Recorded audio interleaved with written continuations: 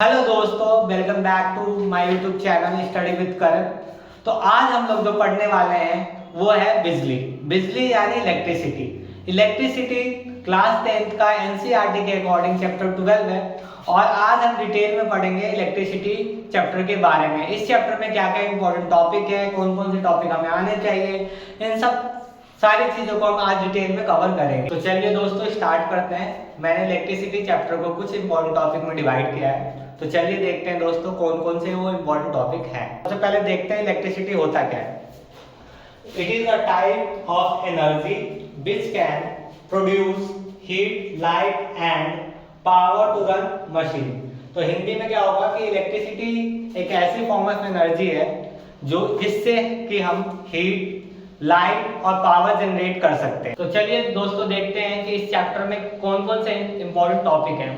तो जो सबसे पहला हमारा इंपॉर्टेंट टॉपिक है वो है हमारा इलेक्ट्रिक चार्ज। दूसरा जो टॉपिक हम पढ़ेंगे वो पढ़ेंगे इलेक्ट्रिक करंट। तीसरा जो टॉपिक है हमारा वो है इलेक्ट्रिक पोटेंशियल डिफरेंस।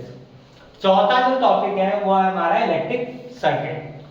पांचवा और बहुत ही इंपॉर्टेंट टॉपिक वो है हमारा ओम्स लॉ। मैंने इसलिए यहाँ पे वेरी इंपॉर्टेंट लिख दिया है।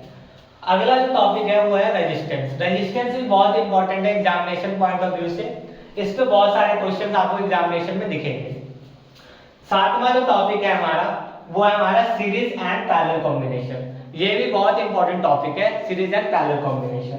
और आठवां टॉपिक जो है वो आखिरी टॉपिक कह सकते हो आप इस चैप्टर का, वो है हमारा electric power and heating effect of current. इसके अलावा आप सभी लोगों के लिए मैंने एक बोनस वीडियो भी बनाऊंगा। उस बोनस वीडियो में आपको इस चैप्टर की पूरी समरी, ताकि आप एग्जामिनेशन के समय में पूरा चैप्टर ना पढ़ के सिर्फ समरी वाली वीडियो देख के आप एग्जामिनेशन देने जा सकते हो। और इंपॉर्टेंट क्वेश्चन, जो भी इंपॉर्टेंट क्वेश्चन में बोर्ड में आते हैं, किस तरह के क्वेश्चन आ चुके हैं बोर्ड में या नए सिलेबस के हिसाब से कैसे क्वेश्चन आएंगे, वो क्वेश्चन की भी प्रिपरेशन मैं अगली वीडियो में करवाऊंगा। और इसके साथ ही मैं नोट्स भी आपको पीडीएफ के फॉर्म में मेरे यूट्यूब चैनल में प्रोवाइड करूंगा, जिसे आप डाउनलोड। तो चलिए दोस्तों स्टार्ट करते हैं अपना चैप्टर इलेक्ट्रिसिटी, जिसका पहला टॉपिक है इलेक्ट्रिक चार्ज। हम कह सकते हैं कि इलेक्ट्रिक चार्ज बेस्ड टॉपिक है जिससे हर बच्चे को अच्छे से आना चाहिए। अगर ये टॉपिक आपको अच्छे से आता है तो सारा इलेक्ट्रिसिटी चैप्टर समझना बहुत ही आसान हो जाएगा। तो देखते हैं इलेक्ट्रिक चार्ज होता क्या है। तो सबसे पहले मैं यहाँ पे इसकी डेफिनेशन लिख देता हूँ, जिससे आपको क्लियर हो जाए कि इलेक्ट्रिक चार्ज होता क्या है। It is a property of sub atomic particles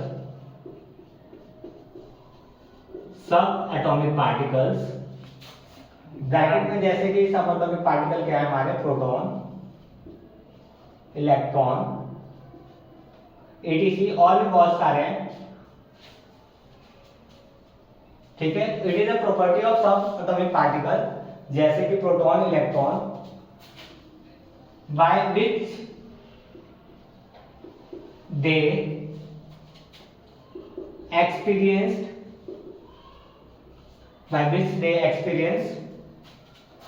force when placed in electric or magnetic field।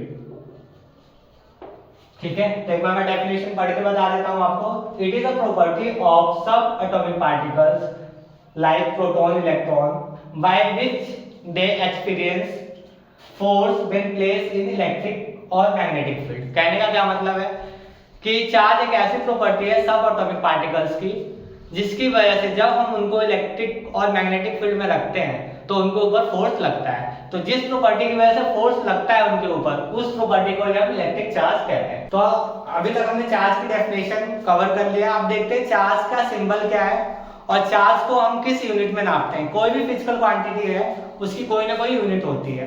तो चार्ज का जो सिंबल है, या तो आप स्मॉल q यूज कर सकते हो या फिर आप कैपिटल Q भी यूज कर सकते हो। और चार्ज की जो एसआई यूनिट है जिसमें हम चार्ज को नापते हैं, एसआई यूनिट एक साइंटिस्ट के नाम के ऊपर है, कूलम, और शॉर्ट फॉर्म में आप इसको C लिख सकते हो। तो ये जरूर याद रखिए कि चार्ज को हम किससे दिखा सकते हैं, कैपिटल क्यू से भी दिखा सकते हैं या फिर स्मॉल क्यू से दिखा सकते हैं। और चार्ज को नापते किसमें, हम कूलाम में नापते हैं। और कूलाम को शॉर्ट फॉर्म में हम क्या लिख सकते हैं, सी लिख सकते हैं। आगे देखते हैं कि चार्ज की क्या क्या इंपॉर्टेंट प्रॉपर्टी है और किस किस प्रॉपर्टी पे बोर्ड में आपको क्वेश्चन देखने को मिलेगा। तो चलिए दोस्तों हम देखते हैं कि चार्ज की क्या क्या इंपॉर्टेंट प्रॉपर्टीज है। तो मैंने यहाँ पे एक सब टॉपिक में लिख दिया है इसको, some important properties of a charge. तो जो पहली प्रॉपर्टी है, दो तरीके के चार्जेस होते हैं, पॉजिटिव चार्ज है, नेगेटिव चार्ज। तो मैं उसको लिख भी देता हूं, there are two types of charge. कौन कौन से, जो पहला है वो हमारा है पॉजिटिव चार्ज। पॉजिटिव चार्ज हमें किस पे देखने को मिलता है, एग्जाम्पल के लिए मैं लिख देता हूं यहां पे प्रोटॉन।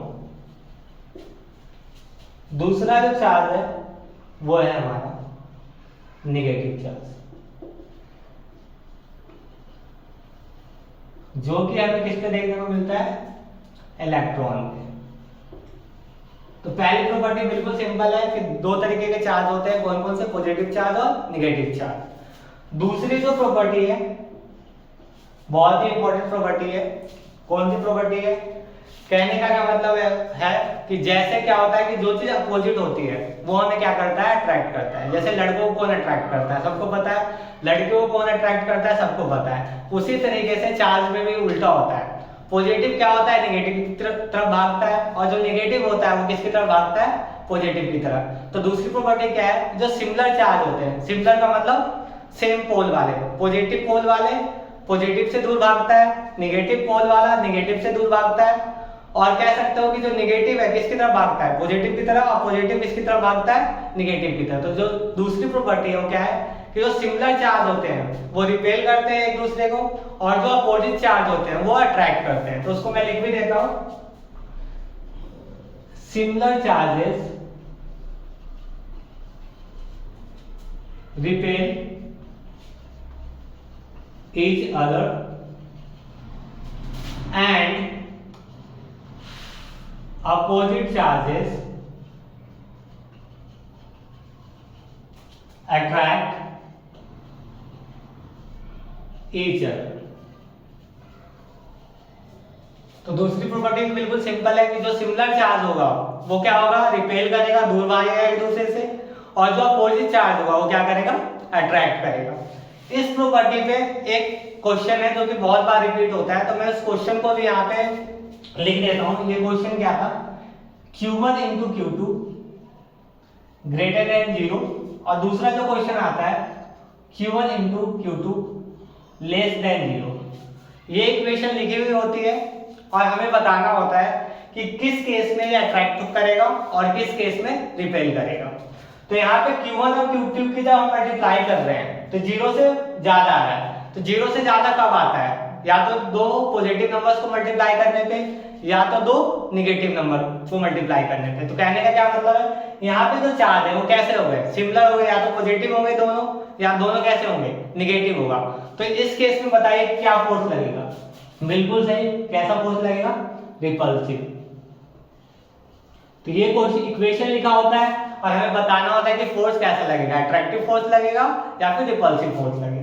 यहाँ पे देखिए, यहाँ पे दो चार्ज की मल्टीप्लाई करने पे 0 से क्या आ रहा है, कम आ रहा है। 0 से कब कम आता है, जब एक प्लस की संख्या होती है और एक माइनस की होती है। तो यहाँ पे जो चार्ज हो गए वो कैसे हो गए, डिफरेंट हो गए, मतलब एक अगर प्लस का होगा तो दूसरा कैसा होगा, माइनस का। इसका मतलब क्या होगा, ये जो चार्ज होंगे वो क्या करेंगे, यहाँ पे अट्रैक्टिव फोर्स लगाएंगे एक दूसरे पे।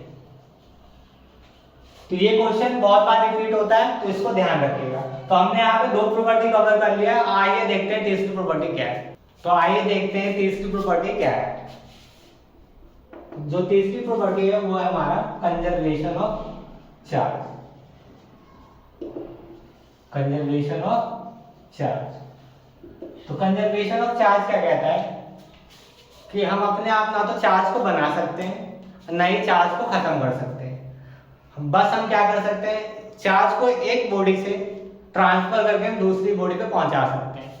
तो कंजर्वेशन ऑफ चार्ज क्या कहता है कि ना तो चार्ज को बनाया जा सकता है और ना ही खत्म किया जा सकता है। बस क्या कर सकते हैं हम, चार्ज को ट्रांसफर कर सकते हैं from one body to another body. तो मैं इसको लिख भी देता हूं, it defines that charge can neither be created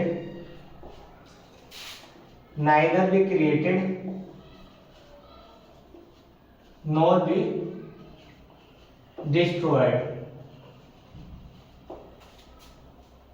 but we can transfer it from one body to another body।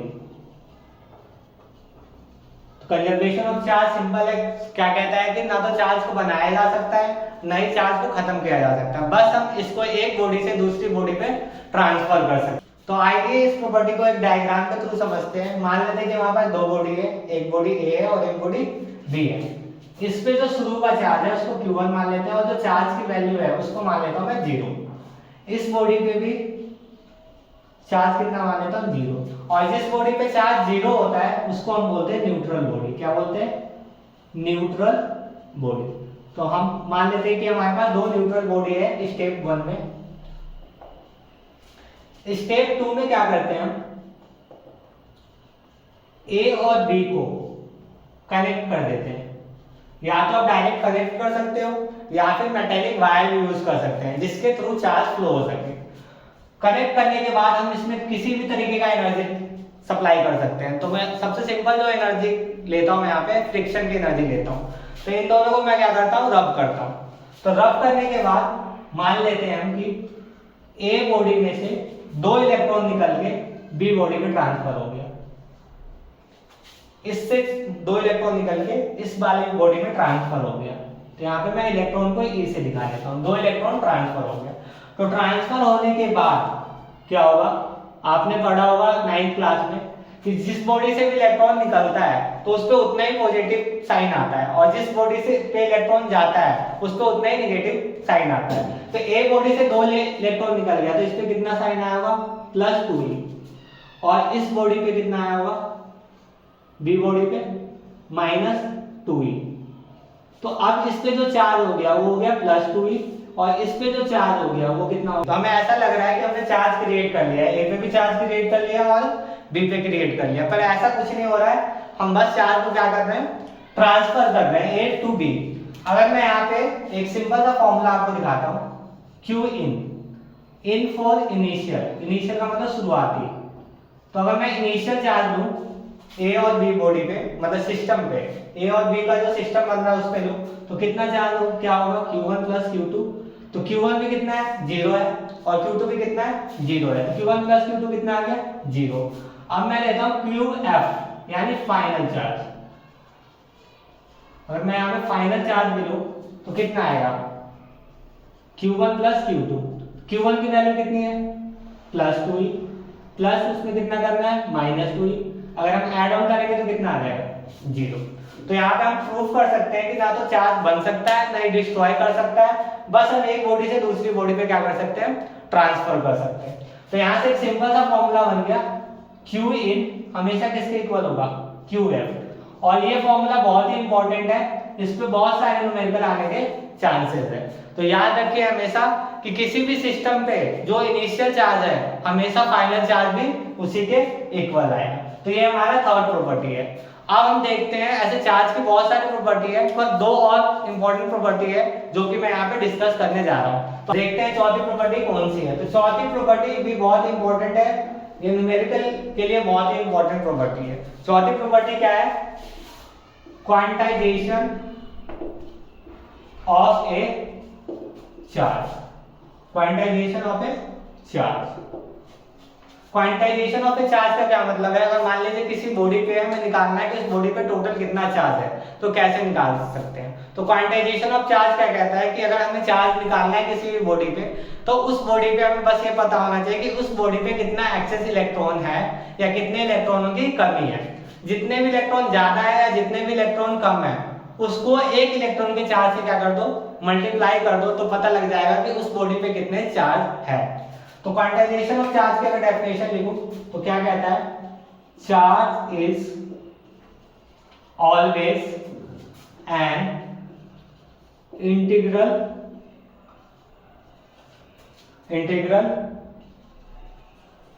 Multiple of E. E क्या है यहाँ पे, ई का मतलब है where E is charge on an electron. E का क्या मतलब है कि एक इलेक्ट्रॉन पे कितना चार्ज है। इंटीग्रल का मतलब क्या हो गया, उस बॉडी पे कितने इलेक्ट्रॉन या तो एक्सेस है या कितने इलेक्ट्रॉनों की कमी है। अगर मैं इसको मैथमेटिकली लिखूं तो क्या फॉर्मूला हो गया, Q इक्वल टू NE। और यहाँ पे आप प्लस माइनस भी दिखा सकते हैं क्योंकि चार्ज प्लस का भी हो सकता है और माइनस का भी हो सकता है। तो इस फॉर्मूले को अगर हम डिस्क्राइब करें तो क्या है, Q हो गया हमारा टोटल चार्ज कि उस बॉडी पे टोटल चार्ज कितना है, N हो गया हमारा नंबर ऑफ इलेक्ट्रॉन्स, उस बॉडी पे कितने इलेक्ट्रॉन या तो ज्यादा है या कितने इलेक्ट्रॉन कम है, और E हो गया हमारा एक इलेक्ट्रॉन पे कितना चार्ज है, चार्ज ऑन एन इलेक्ट्रॉन। तो ये आपको याद रखना है कि एक इलेक्ट्रॉन पे कितना चार्ज होता है। तो इसकी वैल्यू मैं लिख देता हूं 1.6 इंटू 10⁻19 1.6 इंटू 10⁻−19 कूलम। तो इस फॉर्मूले से हम निकाल सकते हैं कि एक बॉडी पे कितना चार्ज है। तो चार्ज निकालने के लिए सिर्फ दो चीजों की जरूरत होती है, क्या, उस बॉडी पे कितने नंबर ऑफ इलेक्ट्रॉन एक्सेस है या कितने कम है, और दूसरी एक इलेक्ट्रॉन पे कितना चार्ज है। अगर ये दोनों चीजें हमें पता लग जाए तो हम बता सकते हैं कि उस बॉडी पे कितना चार्ज है। तो इसमें एक वैल्यू आपको याद करना है, इस चैप्टर का सबसे पहला वैल्यू जो आपको याद करना है वो क्या है कि एक इलेक्ट्रॉन पे कितना चार्ज होता है। तो एक इलेक्ट्रॉन पे कितना चार्ज होता है 1.6 इंटू 10⁻−19 कूलम। तो आइए देखते हैं इस प्रॉपर्टी में कैसा न्यूमेरिकल आता है। तो एक छोटा सा न्यूमेरिकल लेके मैं आपको एक एग्जांपल देता हूँ इस प्रॉपर्टी का। तो आइए एक छोटा सा क्वेश्चन देखते हैं। क्वेश्चन क्या कह रहा है, find charge on a body. एक बॉडी पे चार्ज निकालो if it has 12 excess electron. एक बार और रिपीट कर देता हूँ, find charge on a body if it has 12 excess electron. कहने का क्या मतलब है, एक बॉडी है उस पे चार्ज निकालो, अगर उस पे कितने इलेक्ट्रॉन ज्यादा है, 12 इलेक्ट्रॉन ज्यादा है। तो सबसे पहले न्यूमेरिकल का सबसे इजी तरीका है, हमेशा आप गिवन लिखो और गिवन लिखने के बाद इस क्वेश्चन से रिलेटेड क्या क्या वैल्यू यूज हो सकती है, उन वैल्यूज में से हमें कौन कौन सी वैल्यू याद है उस वैल्यू को जरूर लिखते हैं। तो मैं यहाँ से इसका सोल्यूशन लिखता हूँ। तो सबसे पहले आप गिवन बताओ क्या है। तो गिवन क्या है हमारे पास, n मान लेता हूँ और ये होता है हमारा नंबर ऑफ इलेक्ट्रॉन्स। तो नंबर ऑफ इलेक्ट्रॉन्स कितने दे रखे हैं हमारे पास 12। चार्ज निकालने के लिए क्या पता होना चाहिए, अभी बताया था E। तो E की वैल्यू हमें पता है, तो E की वैल्यू कितनी होती है 1.6 इंटू 10⁻−19। अब देखते हैं फॉर्मूला क्या यूज होगा। तो फॉर्मूला अभी बताया था क्या यूज होगा, Q equal two plus minus NE। पर जब भी आप न्यूमेरिकल करते हो तो आप प्लस माइनस साइन हटा सकते हो क्योंकि हमें यहाँ पे सिर्फ वैल्यू निकालनी होती है। तो मैं इस फॉर्मूले को क्या लिख देता हूँ NE। तो चार्ज निकालने के लिए क्या क्या पता होना चाहिए था, n पता होना चाहिए था और E पता होना चाहिए। तो हमें हमारे पास n क्वेश्चन में गिवन है, E की वैल्यू हमें याद रखनी होती है। बस अब क्या करना है, चार्ज निकालने के लिए दोनों की वैल्यू को क्या करना है, पुट करना है, फिर कैलकुलेट कर देना है। तो यहाँ मैं वैल्यू रख देता हूँ, n की जगह कितना रखना है 12 और E की जगह कितना लिखना है 1.6 इंटू 10⁻−19 कूलम। अब क्या करोगे, आप इससे इसमें मल्टीप्लाई करोगे और आपके पास टोटल चार्ज निकल जाएगा। तो मल्टीप्लाई करते हैं तो कितना आएगा बताइए। ये हो गया आपका 72, हाथ में कैरी बचा 7 और ये हो गया आपका 19। तो 19.2 इंटू 10⁻−19 कूलम। आप यहाँ तक भी छोड़ सकते हो या फिर आप इसको साइंटिफिक नोटेशन में कन्वर्ट कर सकते हो। तो जब आप करोगे तो ये हो जाएगा आपका इतना। मुझे लगता है कि आप लोगों को साइंटिफिक नोटेशन आता होगा, अगर नहीं आता होगा तो आप कमेंट में बता दीजिएगा, मैं साइंटिफिक नोटेशन पे एक छोटा सा वीडियो बता दूंगा। ठीक है, तो ये हो गई हमारी चौथी प्रॉपर्टी और उसके ऊपर एक क्वेश्चन। तो होमवर्क के लिए कि मैं छोटा सा क्वेश्चन देता हूं जिसका आंसर आपको कमेंट बॉक्स में बताना है। देखते हैं क्या क्वेश्चन, सिंपल सा क्वेश्चन है, find number of electrons in one plant. Simple सा क्वेश्चन है, इस क्वेश्चन का आंसर आपको कमेंट बॉक्स में देना है। देखता हूँ किन किन बच्चों का आंसर सही होता है। तो हमने यहाँ तक 4 प्रॉपर्टी कवर कर ली है। आइए देखते हैं एक आखिरी प्रॉपर्टी। तो चलिए दोस्तों, आज का टॉपिक हम यहीं पे एंड करते हैं। मिलते हैं अगले वीडियो में इसी चैप्टर के नेक्स्ट टॉपिक में। और अगले वीडियो में आपके लिए एक सरप्राइज भी होगा, आपके कूफे भैया भी मिलेंगे अगले वीडियो में। तो जिन लोगों को कूफे भैया के बारे में नहीं पता है, वो हमारे पुराने वीडियो को देखकर पता लगा सकते हैं कि कूफे भैया कौन है। तो ऑल द बेस्ट सभी को। ठीक है दोस्तों, बाय बाय, मिलते हैं अगली वीडियो में।